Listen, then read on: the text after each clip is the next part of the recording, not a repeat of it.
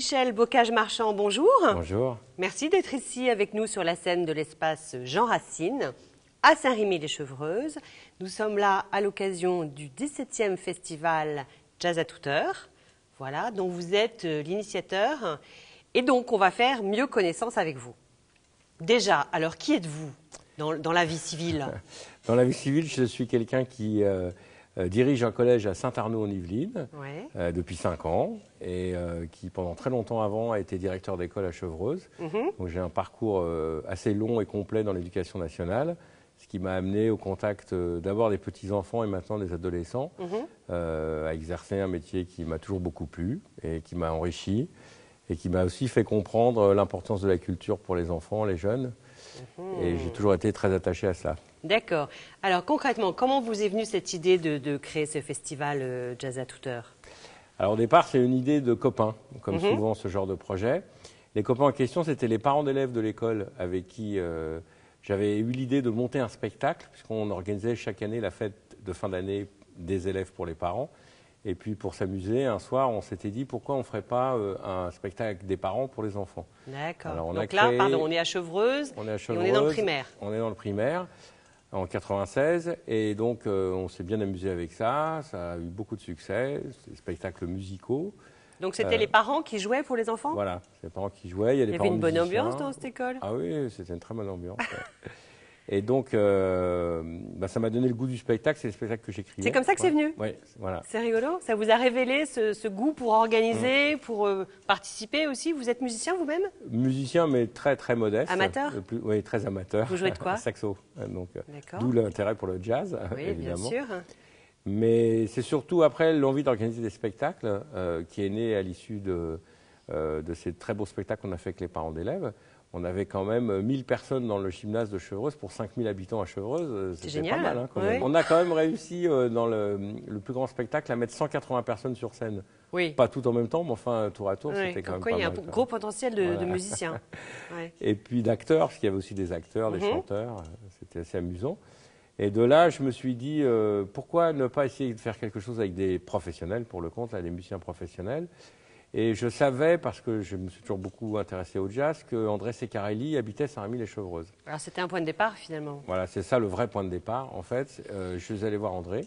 Alors pour les personnes qui ne connaissent pas André Ceccarelli. Alors André Ceccarelli, c'est l'un des plus grands batteurs de jazz au monde actuellement. Et c'est pas une forfanterie de le dire, c'est vraiment une réalité. C'est quelqu'un qui a un parcours exceptionnel, qui l'a amené à jouer dans la pop musique, dans la variété. Alors, on peut citer quelques noms très emblématiques. Il a joué dans la variété française, par exemple, avec Michel Jonas et Claude Nougaro. Oui, effectivement. La variété internationale, il a été le batteur Tina Turner, par exemple. Oui. Voilà, il a fait des tournées avec les plus grands musiciens de jazz, comme Stan Getz, Dexter Gordon, qui sont des légendes du jazz. Et il a été, pendant plus de 15 ans, le batteur de Didi Bridgewater. D'accord. Voilà. Et la liste est interminable. C'est quelqu'un qui est extrêmement reconnu par les musiciens parce qu'il a un jeu très particulier, très aérien, très reconnaissable, qui inspire énormément tous les musiciens. C'est quelqu'un qui a aussi toujours eu la volonté d'accueillir beaucoup de jeunes musiciens et de les promouvoir. C'est une qualité importante. Il transmet son art et il a envie de partager sa musique. Ça, c'est très important pour lui. Et donc, quand je suis allé le voir, je ne le connaissais pas du tout à l'époque, enfin, je le connaissais comme artiste. Je lui ai expliqué notre projet, qui était un projet de copains, comme je l'ai dit. Donc, un projet de festival, vous avez dit, on va essayer de faire ça tous les ans, avec des professionnels. Voilà. Alors, à Chevreuse. Alors, à Saint-Rémy-les-Chevreuses. À Saint-Rémy. Voilà. Puisque ici où nous sommes, dans l'espace Jean Racine, c'est la seule salle de spectacle qu'il y avait à l'époque dans les environs. D'accord. Et donc, je suis venu voir le maire de Chevreuse à l'époque et je lui ai dit, est-ce qu'on pourrait monter un projet commun avec la mairie de Saint-Rémy-les-Chevreuses? C'était déjà un embryon d'intercommunalité, et c'est important pour le festival d'aujourd'hui. Et donc, grâce aux deux maires, celui de Chevreuse et celui de Saint-Rémy-les-Chevreuses, on a monté le premier festival Jazz à toute heure en 1999, qui ne durait qu'une journée, dans lequel il n'y avait que 4 concerts. 2 concerts avec des musiciens professionnels et 2 concerts avec des musiciens amateurs. D'accord, c'était des musiciens de la région, vous ouvriez Alors, les musiciens amateurs, c'était des musiciens de la région, et les musiciens professionnels, c'est des musiciens qui sont devenus très célèbres par la suite, notamment Stefano Di Battista, que nous avons programmé encore cette année, qui a joué la semaine dernière, et Édouard Ferlet. Alors, Stefano Battista, c'est un saxophoniste italien, qui est devenu maintenant vraiment quelqu'un d'important sur la scène jazz internationale. Et puis Édouard Ferlet, qui est un pianiste français, qui beaucoup fait des musiques de films, enfin aussi quelqu'un qui dans le milieu de jazz est devenu important. Donc on avait un petit peu eu de la chance et le nez à l'époque. Oui, c'est génial, ça vous a donné l'élan et l'enthousiasme pour continuer finalement. Voilà. Donc petit à petit ce festival a grandi au niveau des dates de concert, puisqu'aujourd'hui on est à combien de dates pour cette année par exemple? On est à 15 dates. Ouais. Le festival se déroule pendant 5 week-ends, tous les vendredis, samedis, dimanches. D'accord. Et selon les années, entre 10 et 12 communes différentes. On est en tournée, comme les artistes. Dans le département, dans le sud des Yvelines. Dans la vallée, on va dire. Voilà, dans le parc naturel régional et les villes portes du parc. Ok. Et est-ce que c'est, je vois la fiche de cette année avec des... Parce que justement, c'est ça que je voulais dire en premier. Jazz à toute heure, mais pas que. Voilà. C'est nouveau ce mais pas que. Oui. Il date de quand? De cette année. Alors qu'est-ce qu'il veut dire? Alors il veut dire que lorsque nous avons créé le festival, on était vraiment un festival de jazz, pur jazz. Ouais. Grâce à André Ceccarelli, on a pu accueillir vraiment des grosses pointures du jazz international, parce que le crédit de son nom a fait que les musiciens acceptaient de venir jouer. Ils ont fait confiance. Ici, nous ont fait confiance, c'était important. Et puis depuis 4-5 ans, l'engouement pour le jazz a un petit peu baissé, et alors qu'on avait des taux de fréquentation exceptionnels, puis il y a eu l'effet de la crise également, on s'est dit qu'il fallait amorcer un virage dans la programmation. Peut-être que mes goûts aussi se sont diversifiés. Enfin, j'ai toujours eu des goûts assez diversifiés. En tout cas, on a commencé à introduire d'autres musiques que le jazz. Le blues, bon, qui est une musique très parente du jazz. Oui, c'est proche. Hein. C'est proche. Les musiques du monde, qu'on retrouve aussi beaucoup dans le jazz. Oui. Et puis, d'année en année, on a franchi le pas. Donc maintenant, il y a du rock, il y a de la chanson française, il y a de l'électro, il y a vraiment... à peu près toutes les musiques qu'on trouve aujourd'hui, enfin pas toutes les musiques, mais beaucoup de genres différents de musique. C'est représentatif des goûts un peu du public. Du public en général. Voilà.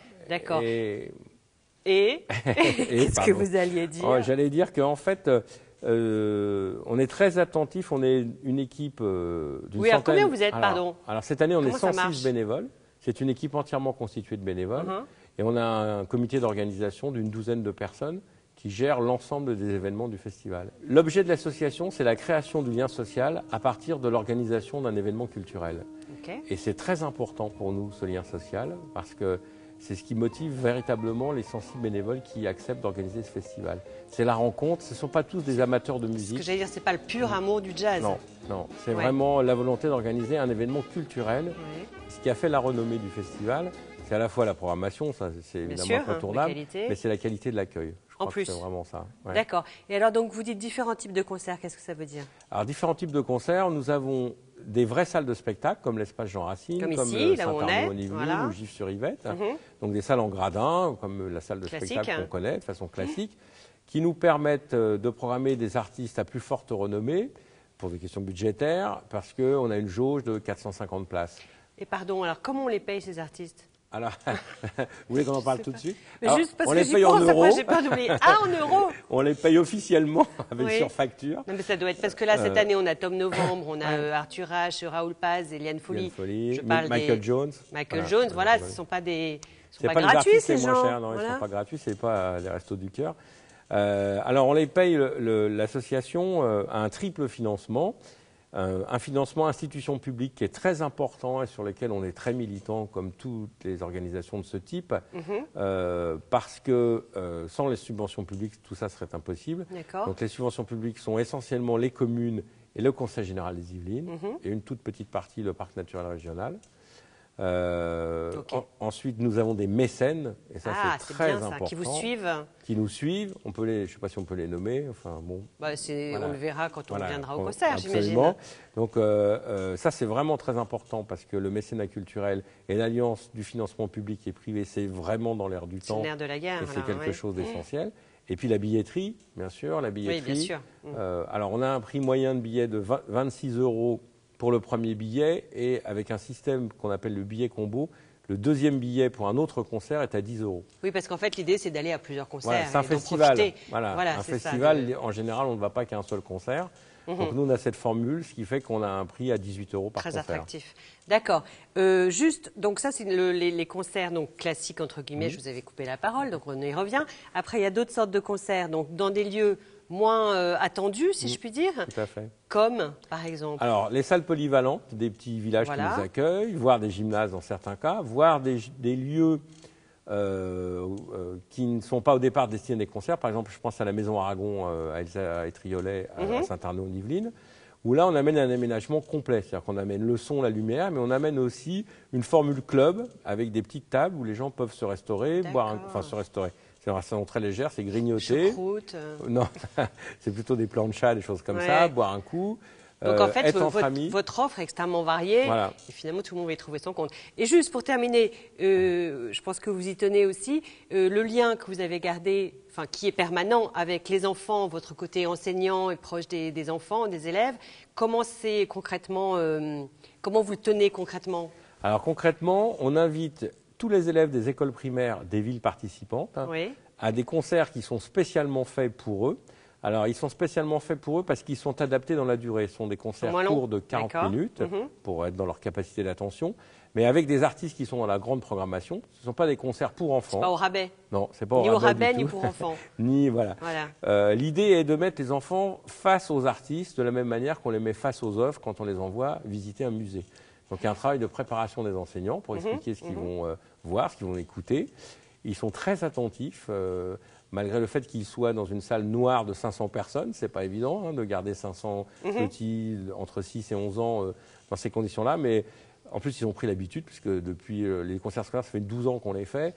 Donc les élèves viennent chaque année. Oui, tout au long du primaire. Et est-ce qu'après, vous en retrouvez des collégiens qui... Alors, on a eu quelques expériences. Une très belle expérience, notamment avec le collège de Bonnel. Il y avait un prof de musique qui était très impliqué, où on avait monté un spectacle avec les ados du collège de Bonnel pour les enfants du primaire. Et ça aussi, c'était très porteur de sens. Donc ça, c'était encore en plus. C'était encore en plus parce que c'était intéressant de montrer aux primaires, voyez, quand vous serez au collège, voilà ce qu'ils font. Vous pourrez faire ça aussi. Vos amis collégiens. Génial. Écoutez, bravo, c'est une belle histoire de transmission et de partage. Donc, j'encourage tout le monde à aller voir le programme encore riche et varié de cette année. Et puis, longue vie au festival. Merci, Michel Bocage-Marchand.